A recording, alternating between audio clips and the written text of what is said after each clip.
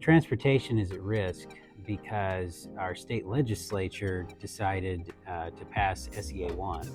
So the state legislature was trying to provide tax relief for Hoosiers, and I get that.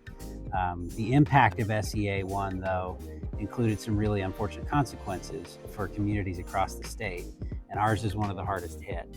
And so thanks to our state's or our school's territorial boundaries and the tax base that we have to work with, we are really hurting for funding. And so I believe that if you make a mess, you should clean it up. And so our General Assembly really needs to go back and adjust SEA 1 so that we're not dealing with this crisis. In the meantime, our school is in crisis mode. Thanks to SEA 1, the average community member is saving $11 a month on their tax bill. And now we have to push through a referendum that is going to cost community members $21 a month on their tax bill. So I think it really comes down to policy from the state. And if we want to fix this, we're going to have to fix it ourselves until they decide to repair the damage they caused.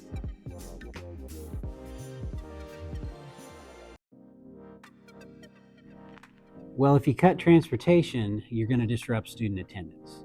And if students are gone, then that obviously is going to disrupt the educational process.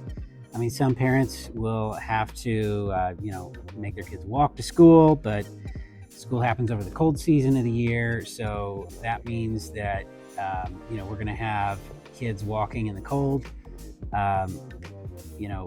Maslow's hierarchy tells us that a cold student who's walking through the snow and ice, who gets to school and they're still shaking off the chill an hour later, they're not ready to learn. And so that's a problem. Now, parents who maybe can't have their kids walk because it's too far, and maybe if they can't realistically transport their kids to school that day, they may have to look into transferring their kids to a different school. And that's another huge problem for the district, because for every student that is enrolled here, we get funding from the state. And when we don't enroll as many kids as we did last year, now we're looking at even further funding cuts. And then we'll have to look even further into cutting our services that we provide. So really cutting transportation can really trigger like a kind of a death spiral in terms of funding and our ability to serve our kids.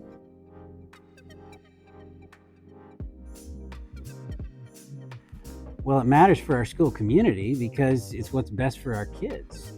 They don't need more challenges to face.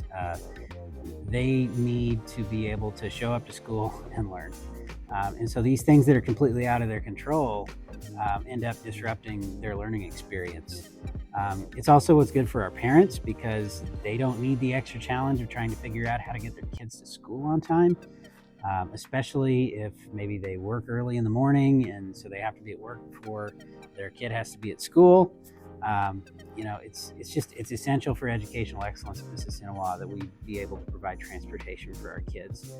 And we know that a number of our families are struggling to get by. And so this is just one more thing that they don't need, one more challenge that they don't need. And it's definitely something that could present a risk to our ability to serve our kids.